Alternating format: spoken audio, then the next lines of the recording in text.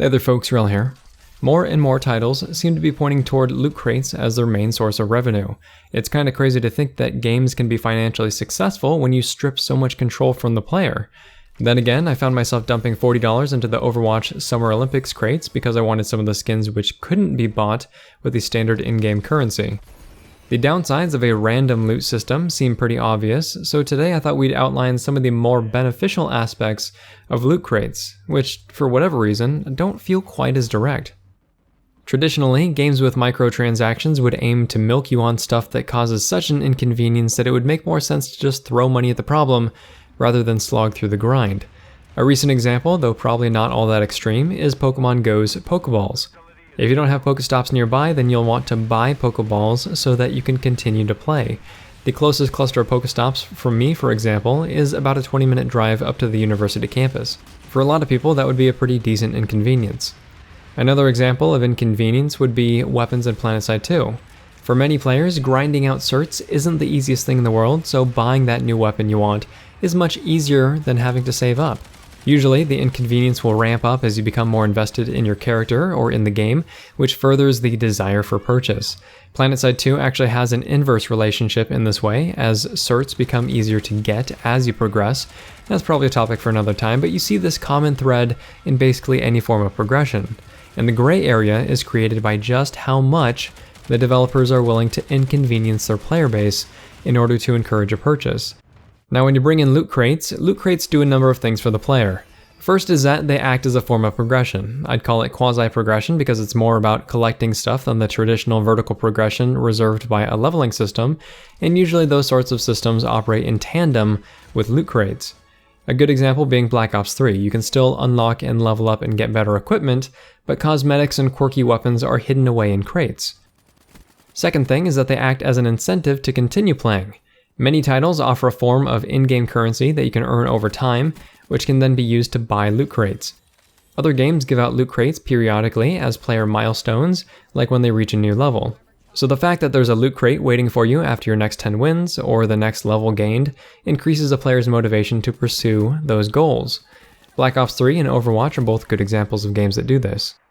Another thing that loot crates do is set expectations as well as stall or slow that quasi-progression. Most crate systems will make sure you get something, but not necessarily what you want. It's hard to rage at the random drop system for not giving you the weapon that you're looking for, because that's just like raging at a Powerball ticket because it's not a winner. Even so, most crate systems will either let you recycle items into a bit of currency, usually to buy more crates, or allow you to trade duplicate items with other players directly. In fact, before H1Z1 removed the feature, I'm actually not sure where it sits right now, but you used to be able to sell items on the Steam Marketplace. I think I netted like $15 for an early access aviator hat, which isn't a bad pull at all. When I say that crates stall your sense of progression, it comes down to how often you get rewards that you want.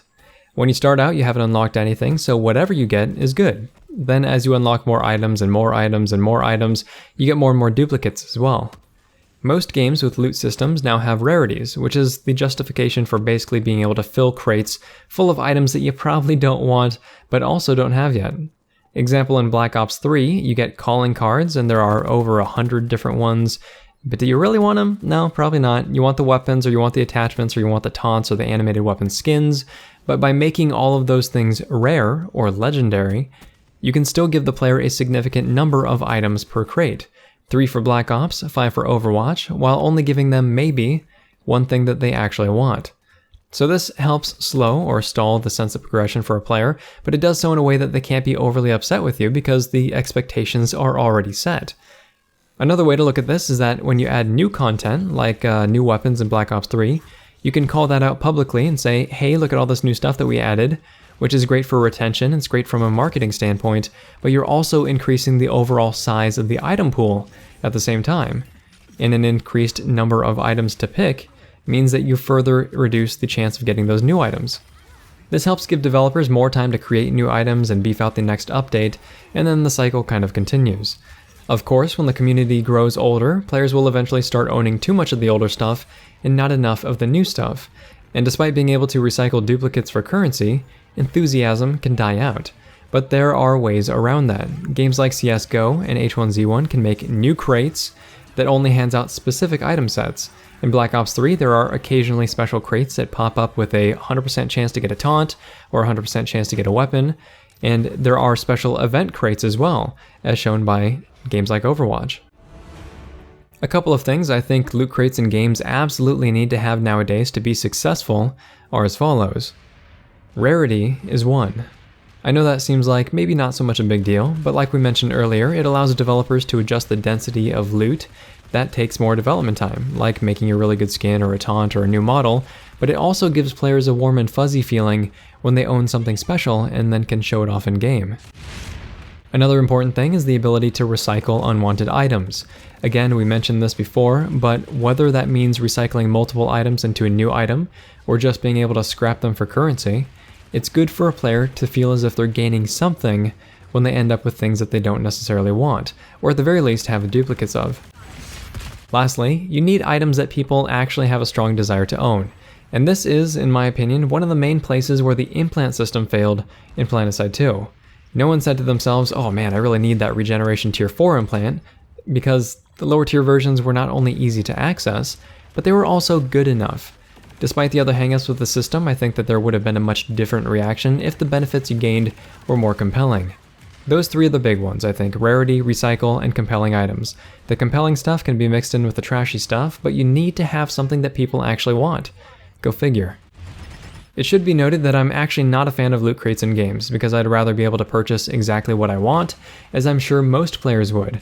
But the tricky thing is that we actually enjoy opening these little boxes of joy because we don't get exactly what we want every time.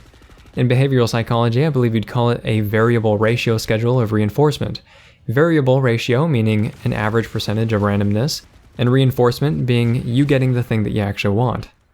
I played Warframe for a while and I spent a lot of money on it. Outside of building up a large dojo from the ground up and not actually sharing my clan with other people, I bought weapons, I bought armor, I bought upgrades and stuff that you're normally pursuing through alerts and missions to gain pieces of. So what ended up happening for me is that I bought all the stuff that I wanted and I shortcut all of the progression. And I really didn't have a reason to play after that. I come back every now and again, but it's really more of the same. That example may very well be specific to me, but think about raiding in a game like World of Warcraft. If you get the piece of armor that you want every single run, you'd run an instance like 5 times or whatever, and then never have to run it again, right? It's the variable nature of the loot drops that increases the number of times we're willing to run the instance to get what we want, at least until a point. Like we mentioned earlier, there is a gray area, a kind of fuzzy line where the inconvenience can be too overwhelming, and you're almost getting strong-armed into a purchase. One of the benefits of loot crates is that developers can track a player's engagement and temper this fine line by modifying drop rates, by adding items, by removing items, and you can even make crates specifically for the stuff that players are interested in now but haven't gotten yet. In other words, there's an ironic sense of control that developers have over the random nature of loot crates, and by way of reward, a player's willingness to keep playing. If this video has been interesting, helpful, or entertaining, please feel free to like, subscribe, tell your friends about the channel, and if you have any thoughts on the role that loot crates play in today's games, or even if you want to just say how much you love or hate them, go ahead and leave those thoughts in the comment section down below. Thanks very much, folks. Wrel signing off.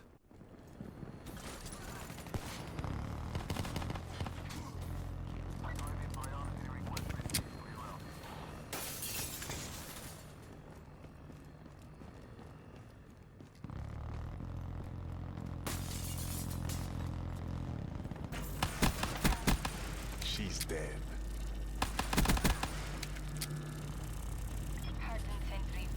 Kinetic armor discharged.